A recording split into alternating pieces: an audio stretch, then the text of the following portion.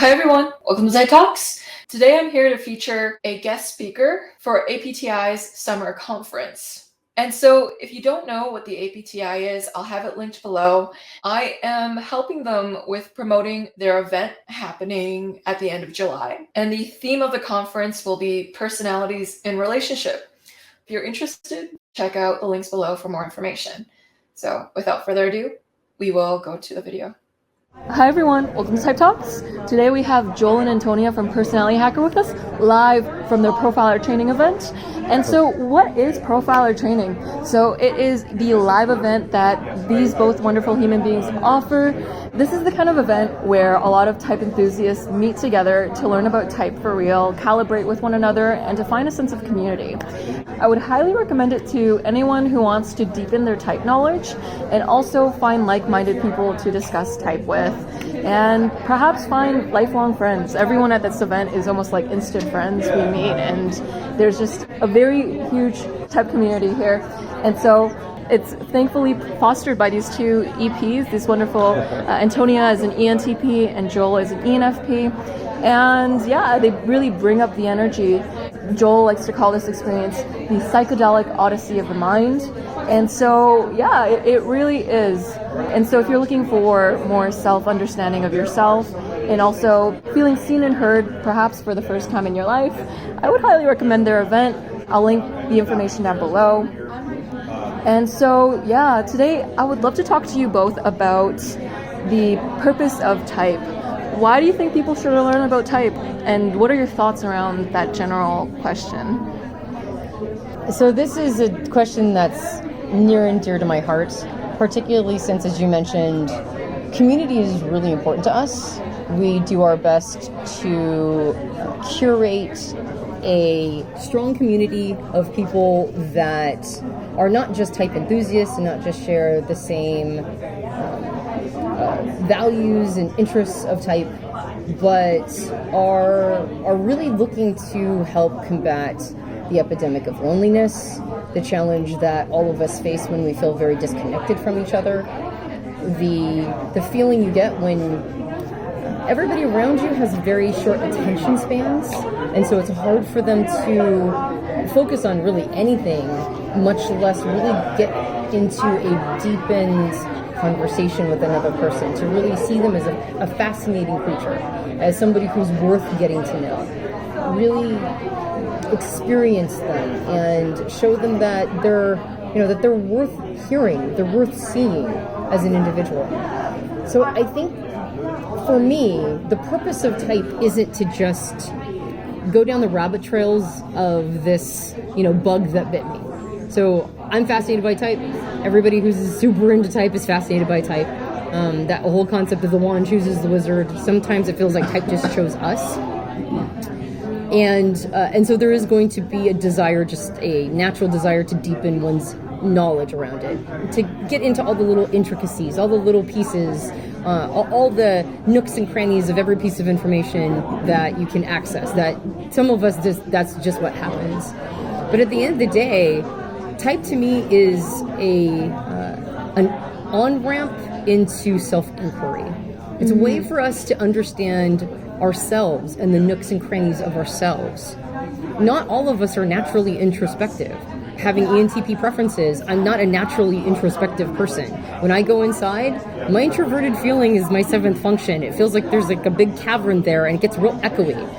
So type for me originally was a way for me to understand myself on a very surface level. I call it almost like the coloring book level, where it's all real deep, dark lines and lots of spaces. But I think what type has done for me is it's helped me go inside enough so that I see more of the Monet, right? Like all of the little pieces of me that have no hard lines. They're more like sort of colors that sort of smush up against each other and make a shape. Type has allowed me to access those parts of who I am, the more intricate parts. And so for me, the purpose of type, obviously that spills out into relationships. If you know yourself well, if you rest into yourself, you're going to be able to show up better for partnerships, for family relationships, for coworkers, friends. Obviously that's the really positive spill out. And relationship building and understanding each other and not weaponizing what we know about each other is a massive part of type. But to me, the fundamental purpose is to understand myself more and more, to a place where I can rest into who I am, to accept those parts of myself as, oh, it's a feature, not a bug, right? It's part of who I am in a positive way. And I don't have to stop there. I can keep going. I can ameliorate what I now understand about myself. I can become a better version of myself over time. So while I don't think everybody has to share that concept of the purpose of type, I feel like that's helped me use this tool, because it's fundamentally a tool.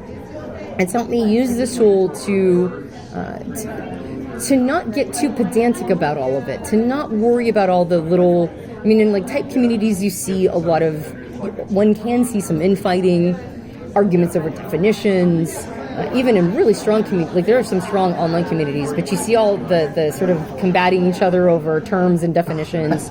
And I think when you rest into a higher purpose of it, right, more of what one could call possibly even a psycho-spiritual aspect, which I think has its roots in Carl Jung, which the type, this version of type does as well. When you really rest into that part of it, I think all of those pedantic little arguments don't mean as much anymore. They're not as important. If you're fighting over the definition of what introverted intuition is, at the end of the day, it's like, well, why are we defining introverted intuition at all? And that part of the self-inquiry, that part of getting to know deeper aspects of ourselves, I think is, to me, one of the best ways to create a purposeful relationship to type. Yeah, wonderfully said, Antonia. And so when she mentions the epidemic of loneliness, there is two kinds of loneliness. There's a lack of connection with other people, and there's also a lack of connection with yourself, too. And so you can be lonely in your own company. When we're not connected with ourselves, one of the ways that we can help become more connected with ourselves is systems. They can be an access point for us to further understand our own humanity or parts of our structure. And so personality type is one of the parts of holistically understanding yourself, which can lead to a lot of self-acceptance. So for some personality types, if your personality type is not the majority within your environment, you can wonder if you're the problem, if you're the crazy one. And you can essentially gaslight yourself and lose connection to yourself and blame yourself for certain things.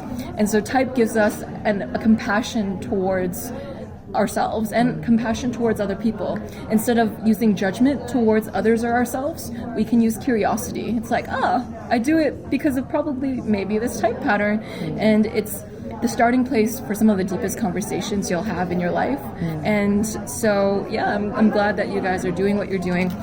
You also mentioned, Antonia, that the type community can sometimes be overly pedantic about little details and then infight or fractions fighting against each other.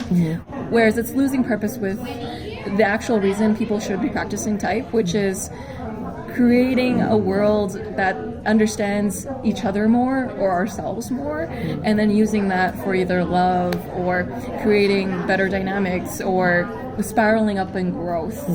And so I'm glad that you were mentioning that, because it's bringing everything back to Carl Jung. So he talks about individuation, and that type is to cure our one-sidedness. Type identifies where we are one-sided, and that is the beginning point of a conversation where you learn to grow past that, or learn to live in ways in which that one-sidedness isn't controlling your life. They're not creating tidal waves that you're infinitely condemned to repeat throughout your life. So type is a pattern which a lot of people experience over and over again in their life. And so Carl Jung says, if you let something live in your unconscious, it'll direct you and you'll call it fate, when it's really something within your control once you understand it. And so, I'm happy that you're doing all of this. I'm happy you're doing what you're doing too. And I think, somebody watching right now that has been part of your channel and watching you develop just in your skill set, and we all get better at our craft and what we do. But what they don't see, Joyce, is the work that you're doing around type, growth, the ways that you're finding self-acceptance, because that's personal to you, personal growth.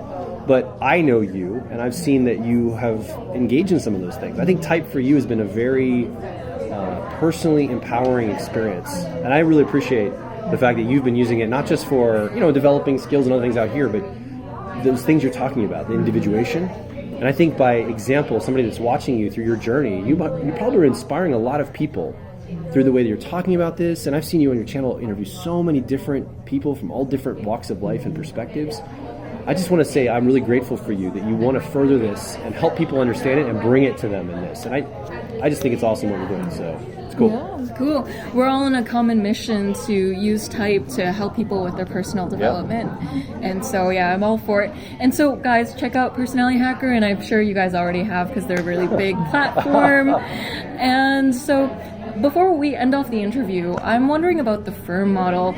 So I know this is more on the technically intense side, but I'm sure my audience members would love it. So what the firm model is that the 16 types can be put into 4 quadrants, and you can learn more about them. And they have a podcast episode on this too that I'll link below. And so the F in firm model stands for freedom. And so these are the EP types, with the ENFP, ENTP, ESTP, and ESFP types. And they share commonalities because NE, extroverted intuition, and SE, extroverted sensing, have commonalities. So these types like to keep their options open, and they like exploring in their realm of domain. They tend to like aliveness. So extroverted sensing likes aliveness in its physicality, and extroverted intuition loves aliveness in ideation and brainstorming. And so I'm just wondering about your thoughts on the F in the freedom fixation. I like it. I want to be free. And it's actually, all joking aside, I've had to do a lot of work in my life as an EP to realize that if I have complete and total unfettered freedom, I actually don't have as much freedom as I think I do. In other words, there's some wisdom in being stable. And I think the word I've switched freedom to in my life as an EP is sovereignty. Now, I'm an ENFP. Those are my type preferences. So introverted feeling, it's going to be a lot about sovereignty. So each type has to think in terms. I think ENTP might think about this differently, right? But sovereignty for me is the word that I use over freedom. And sovereignty doesn't really mean like freedom. Somebody that doesn't have a job and maybe doesn't have a home to live in, they probably have a lot of freedom to do whatever they want in life. But they don't have a lot of resource. There's a limitation to that absolute freedom to be accountable to something. Like that's kind of a low-level example. But someone that's sovereign, they have maybe responsibility, they've got something they're responsible for, they're sovereign over the world that they live in. Maybe they've given up some of the just complete absolute freedom to just wander anywhere. But in a way, it's actually better because I think they can build from that. They can have a sense of home, of consistency, of container. And so I think it's not a binary, but I think there's something to be said for the EP nature to find something that's not just pure freedom, find something else that works for you. For me, again, it's sovereignty. I don't know what it would be for ENTPs or anyone else in that framework. Would you say sovereignty is yours? I don't know if it's sovereignty that I believe is the antidote for me personally. I think freedom of thought and expression of those thoughts is extremely important to me, and I don't think I lack the sovereignty to do that, but sometimes I lack the social permission. But I do. Is it okay if I go geeky? Absolutely. Okay. My audience is super geeky. Here we Okay. go. Go geeky. So the firm model is a separation, as you started to mention, that each of the letters stands for something different. F is for freedom, I is for invulnerability, R is for rightness, and M is for management. And as you mentioned, the F stands for freedom, which appeals to EP types. The I stands for invulnerability, which appeals to IJ types. R stands for rightness, which appeals to IP types, and M stands for management, which is a reference to EJ types. And we call them fixations. We call them fixations because the firm model is an attempt to point out that our first or dominant function, it is a way of life. It's something that we are naturally wired to be fascinated by, anything that falls in those realms, like you mentioned with extroverted intuition or extroverted sensing. If this is your preferred function, you're going to be just naturally fascinated by anything that occupies that slice of life, right? Whether it be brainstorming and conceptualization, or whether it be presence and enjoying the moment and really getting the most out of the pleasures of life, or whatever that means. It's not just a desire, but it can become a fixation, something that rules you, something you can't let go of. And I think really what the firm model is doing, and I'm so glad you mentioned before Carl Jung's concept of individuation and the desire to integrate all aspects of ourselves to avoid one-sidedness. The firm model is a non-Jungian way of communicating the problem of one-sidedness. That really is what it is. The firm model is intended to, in a just sort of an acronym, more accessible way, say, watch out for the challenge of one-sidedness, because we can get fixated on our dominant function. And when we're in a fixation of our dominant function, when we're in one-sidedness, all of the other functions now serve that desire. What's so fascinating is that, like in Dr. John Beebe's model of the 8-function model, the shadow is ostensibly, right, occupied, or at least functions 5 through 8 are, they call them shadow functions. Now, a lot of times we get, sometimes it's hard to understand exactly what that means, right? What does it mean to have it as a shadow function? And John calls it ego dystonic, meaning that when there's a good description of those functions, we just don't identify with them. We go, that's somebody else, that's not me. But we all have access to them. So when do they come out? Well, they come out in time periods where we're actually trying to protect ourselves. And so they don't always show up in the best of ways. It doesn't mean that we can't use those functions. I mean, everybody has a shower thought, right? Everybody has access to introverted intuition. It's not like the shower thought is like, go destroy the world, right? That would be like a shadowy way of using introverted intuition, possibly. But we all have like access to this function, regardless of whether or not it's making us twirl our mustaches or steeple our fingers. But that said, when we're in our shadow, these are the functions that sometimes we grab as tools. But the fascinating thing, in a conversation with John about this, is that when you're one-sided, your shadow grows. It can actually end up like basically causing your inferior function to now be shadow material, meaning that you're not consciously aware of how you're using it. And that's not that uncommon, but then it can grow into your tertiary. And your tertiary can now become a shadow function for you. You're not sure how you're using it. And it can even gulp up the auxiliary function, meaning that your functions 2 through 8 are now shadow material. You're not sure how you're using them. They're coming up in this massively self-protective way. They're coming up in a way where they're causing damage to yourself and other people. I've seen people like this. I have in their too. older age. They lose track of what they were. Exactly. It's almost like you meet somebody when they're in their 40s and they were really with it, and then they're in their 70s and 80s, and if they were too one-sided, all of that information or content about themselves that was once accessible is now, it's almost like they become two-dimensional people. They lose access to things they once had. Yeah. So the challenge of one-sidedness is that it causes our shadow, which is effectively our unconscious or the relationship we have to ourselves being unconscious, right? We don't know, like you said, we continue these patterns and we call them fate because we're unaware of them. And so the firm model is an attempt to go, if you're one of these types, you may have a fixation on this function, this first function, that causes this kind of behavior. For EP types, it's a freedom fixation. If it becomes too one-sided, you will stop watching how all your other functions are feeding into this freedom machine. And you're unaware of how they're impacting you, right? You're unaware of how you're constantly and perpetually defensive about anything that's attempting to lock you down.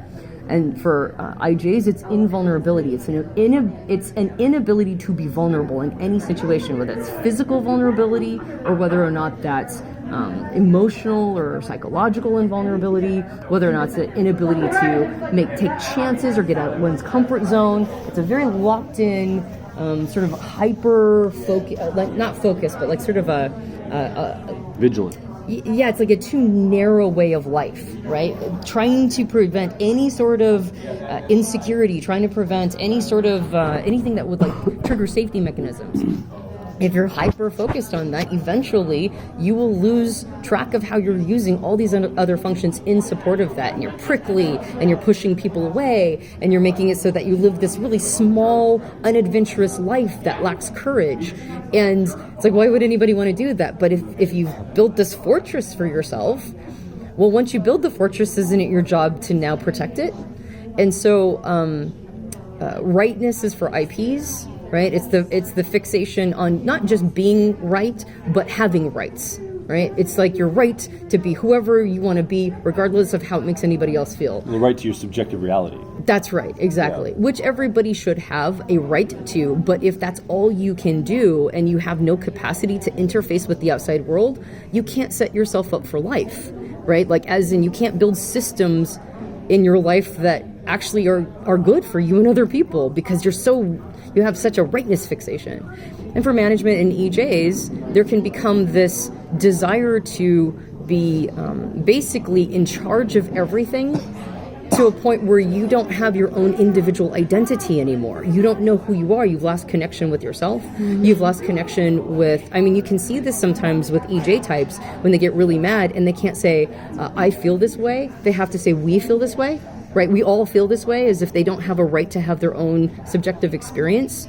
And so whenever we are hyper-focused on that first function and we can't let it go, and we start building systems that make sure that we don't have to do anything that goes against the desires and the comfort levels of that first function, what we're doing is we're dooming ourselves to a life of one-sidedness. We're unintegrated, and our shadow can grow beyond John's shadows of 5 through 8.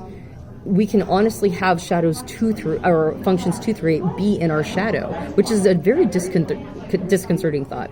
So the firm model is like an attempt to be like accessible, right? It's like, it's an acronym and you can kind of get it, and it's a firm fixation, but it really is pointing to Jung's work of one-sidedness, which of course the antidote is, as you mentioned, individuation. And what's funny is individuation means two things simultaneously. It means both separating from others, but individuation in its root form actually means in, which is not, and division, which is divided. So it actually means not divided. It means a whole self. It means all the parts of yourself being accessible and integrated with each other, and having a capacity to see it all, including what would be technically called shadow functions or ego dystonic functions.